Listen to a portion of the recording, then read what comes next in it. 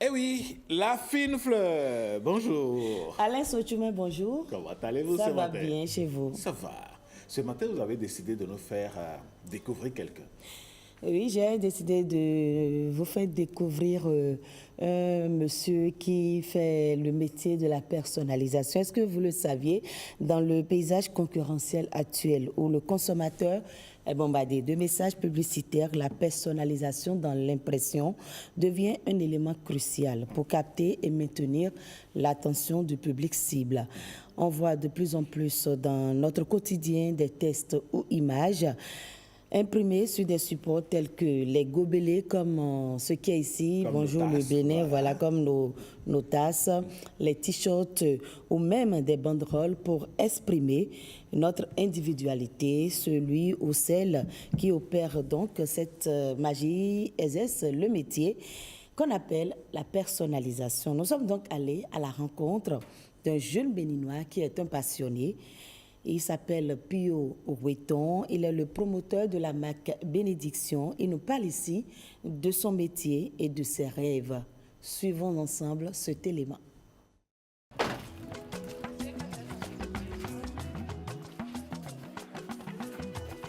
Bonjour monsieur. Bonjour madame. Comment vous allez? Je vais très bien chez vous. Ça va très bien. Bonjour le Bénin est ce matin dans un atelier de personnalisation. Soyez les bienvenus. Merci beaucoup. Vous pouvez rentrer. Ok. Ici, on a déjà tout ce qu'on peut fabriquer. Ma vision, c'est que tous autant que nous sommes, nous avons quelque chose de particulier en nous, quelque chose d'unique que Dieu a mis en nous pour pouvoir accomplir notre mission. Voilà. Donc d'autres l'appellent talent, d'autres l'appellent passion. Moi, je l'appelle bénédiction.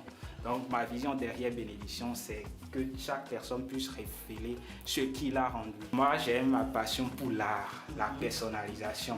Et c'est réellement ce qui m'a poussé et à m'initier dans ce domaine. La personnalisation et la sérigraphie, c'est quoi la différence? C'est par abus de langage qu'on dit aujourd'hui la sérigraphie, on essaie de généraliser. La sérigraphie, c'est juste une partie de la personnalisation. La personnalisation, c'est quoi? C'est tout ce que nous pouvons faire pour rendre quelque chose d'unique. Vous voyez un peu. Par exemple, cette impression, c'est pas de la sérigraphie, c'est une impression numérique. Voilà. On imprime le fichier sur un support et qu'on imprime directement sur le t-shirt à l'aide d'une machine. Quand on parle de personnalisation, c'est seulement les t-shirts, il faut faire beaucoup d'autres choses. La personnalisation, ça va au-delà des t-shirts et des casquettes qu'on pense. Même vos t-shirts et vos lunettes que vous voyez, on peut la personnaliser. Ah bon? Bien sûr, vos boucles d'oreilles, vos bracelets, comme vous le voyez. Ici, nous avons des bracelets. Excusez? Oui, vous pouvez voir. Des bracelets. Voilà. Ici, c'est un concept que nous avons lancé. On a mis Admis pour pouvoir personnaliser des bracelets pour les candidats. Parce que notre vision à travers Bénédiction, c'est de transmettre de la positivité, transmettre de la joie à tous ceux qui nous entourent. Voilà. Ici, un bracelet personnalisé avec le nom. Okay. C'est idéal pour les anniversaires. Voilà, je cherche à offrir quelque chose à quelqu'un, je peux le faire. Et là, je suis en train de voir une tasse griffée. Bonjour le Bénin. Exact. On a essayé de faire ceci. Vous avez des tasses pour le pot de l'arbre que nous avons fait Café des entrepreneurs. Voilà. Il y a d'autres tasses. C'est quand vous mettez l'eau chaude que ça dévoile en fait l'image qui a sur la tasse. Ça, c'est une tasse classique. C'est cet effet waouh que ça reflète, ce qui fait que beaucoup de personnes s'intéressent à cette tasse magique. Vous voyez un peu, la personnalisation, ça va au-delà de tout ce qu'on pense. Oui. Ça, c'est... Je suis béni, ok. Voilà, pour transmettre cette bénédiction-là. Vous voyez, sur le PC même, comme sur le PC, oui. il y a bénédiction, oui. Voilà. C'est tout ça qui en... Vous voyez, ma souris, la souris, le tapis souris, voilà, le stylo. Même le stylo, oui, bien sûr. Okay. C'est un domaine assez vaste et qui est très porteur aujourd'hui, que beaucoup de personnes ignorent. Mais c'est un domaine très prometteur qui offre de la possibilité aux jeunes d'entreprendre dans ce secteur. Aujourd'hui, on parle d'e-commerce, on parle des activités en ligne. Voilà, c'est la personnalisation. Il y a une branche de la personnalisation qu'on appelle le print on demand qui est très en vogue aujourd'hui, qui n'est pas forcément développé ici. Et pourquoi avoir choisi ce métier? Voilà, comme je l'ai dit, c'est la passion qui m'a guidé. De base, j'ai une licence en génie rural maîtrise de l'eau. Juste après ma Génie rural maîtrise de l'eau. Vous voyez que c'est diamétralement opposé. Voilà, donc c'est la passion qui m'a guidé. Depuis l'enfance, moi j'ai toujours été attiré par tout ce qui a trait à l'art, la personne. Voilà, je faisais les bracelets depuis que j'étais en classe de C1. Quand je vois un truc qui a rapport avec ce truc que j'aime, je dis ah, ce truc je peux m'y intéresser. Et voilà, donc ça a fait qu'en première année, ils étaient venus lancer des séries de formations dans lesquelles il y avait la personnalisation. Bon, la sérigraphie, je dirais. Ça, c'est un concept que nous avons lancé. Vous avez vu, la fête de Noël approche.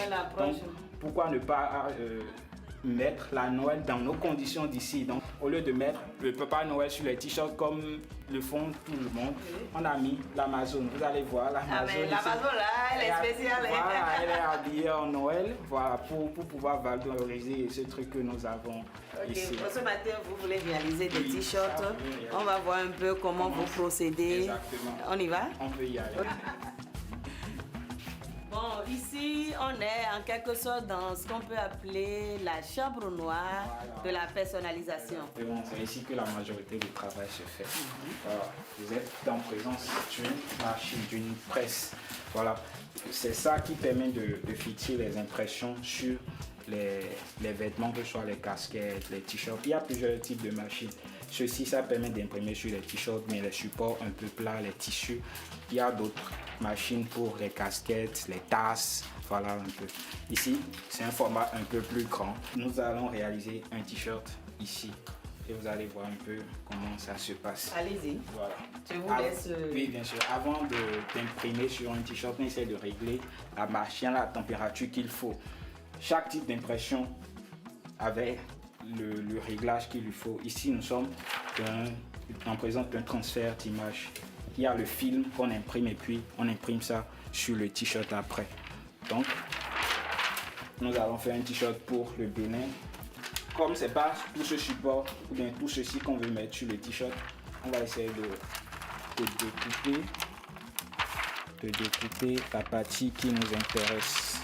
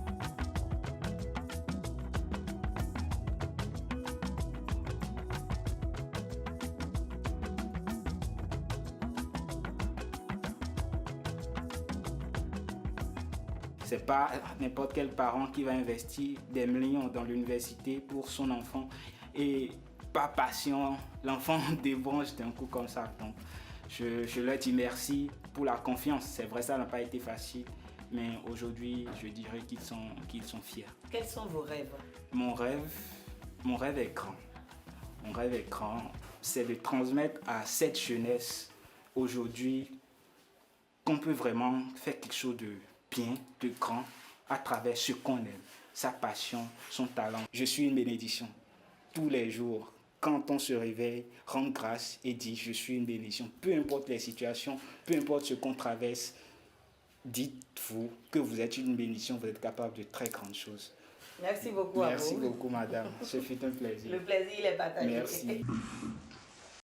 Ah ouais, je suis une bénédiction. Mesdames, Messieurs, vous êtes une bénédiction pour nous autres parce que c'est votre attention qui nous porte. Et quand Amandine? vous vous levez chaque matin, dites-vous que vous êtes une bénédiction. Ah ouais, mais l'endroit de votre reportage qui m'a touché, c'est jusqu'où la passion peut amener quelqu'un à laisser complètement sa formation, de base et se consacrer à ce qui nourrit son âme. Et ça n'a pas été facile pour lui, d'après ce qu'il nous a dit.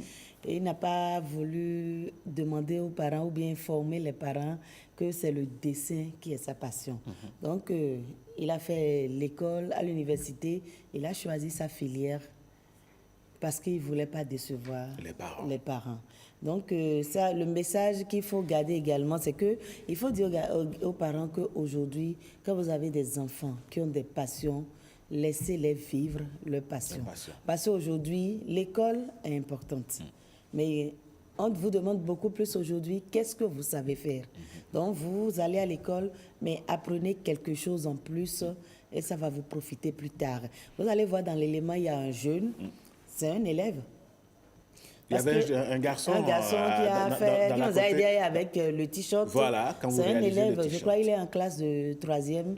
Il s'appelle Omer. Donc, quand il n'est pas à l'école, il travaille, il est à l'atelier avec Monsieur Pio. Donc, il l'aide à développer également son talent qui est l'art. On a rencontré également une autre dame. Elle a fini...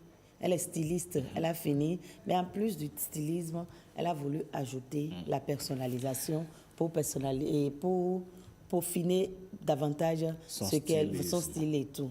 Eh bien, Patrick Djossou est également sur ce plateau. Patrick, on va dire que quand la passion nous prend, parfois on oublie tout ce qui a été investi sur nous et on trouve son chemin. Oui, on trouve son chemin. Bonjour Alain, bonjour Amandine. Bonjour Patrick. Oui, je vous suivais avec passion parce que justement, c'est la passion. Oui. Lorsque la passion ne vous guide pas, vous allez faire tout ce que vous êtes en train de faire avec un peu de mou. Il n'y aura pas d'énergie. Il n'y aura pas d'énergie. Vous allez le faire juste parce qu'il faut le faire. Mais lorsque la passion est installée, vous pouvez laisser même le sommeil de côté, ce que nous faisons tous. Nous sommes tous passionnés là. C'est cette passion qui nous pousse à venir très tôt, à rentrer très tard, mais à venir très tôt, sans nous dire que oui, nous sommes contraints par. Non, ce n'est pas la contrainte, c'est la passion. Et cette passion, il faut que les parents, comme Amandine l'a dit, puissent aider leurs enfants à développer la passion, à asseoir leur passion. Lorsque vous déroutez votre enfant, il va faire ce que vous voulez qu'il fasse. Mais il ne va pas le faire avec art. Il va le faire parce qu'il faut le faire. Et à un moment donné, des exemples, il y en a. Hein? Et ça me rappelle une histoire. Quand j'étais à la radio, on avait reçu des stagiaires. Oui. Et bon, on a vu que la fille n'était pas du tout impliquée. Bon, elle fait ça parce que papa a dit, tu dois être journaliste. Oui. Alors qu'elle-même, sa passion, elle voulait faire de la médecine. Wow. Donc, un jour, on lui a posé la question, elle s'est retrouvée dans le journalisme parce que papa a dit de faire le journalisme. Donc, je veux dire, les parents ou bien nos parents, on ne doit pas vivre notre passion à travers nos enfants. Laissons les enfants choisir leur chemin. Oui, exactement. Parce qu'il y a des parents qui se disent aussi, il y a des familles où c'est de père en fils ou de mère en fille. Ça peut se comprendre dans une certaine mesure. Ouais. Mais dans d'autres familles, le père dit, je voulais être ceci, je n'ai pas pu. Voilà. Donc, mon fils doit l'être. Il voudrait se retrouver à travers sa progéniture. Voilà. Mais la mère le dit aussi. Donc, se retrouver avec, c'est une passion détournée. Voilà. Mais l'autre chose, c'est que, Amandine vient de le dire, elle s'est retrouvée dans le journalisme. Votre stagiaire, voilà, alors qu'elle voulait faire la médecine. Oui. À contrario, moi je connais un médecin qui est l'un des excellents communicateurs du pays aujourd'hui et qui fait dans la production audiovisuelle comme ce n'est pas permis. Luc Vaudouret pour ne pas citer le nommer. Voyez-vous, donc effectivement, nous avons chacun une passion qui nous brûle. Il faut tracer son chemin, il faut accompagner les enfants, il faut détecter en eux le talent qu'ils ont. Et mais c'est vrai, l'homme peut faire plusieurs choses à la fois. Oui. C'est vrai.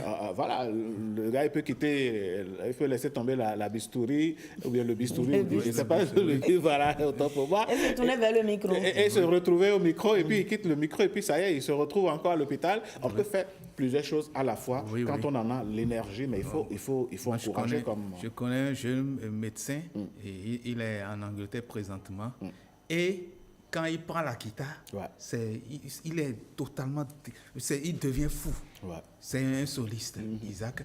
Lorsqu'il prend la guitare, il oublie bistouri, scalpel et tout le reste. Parce que c'est sa passion.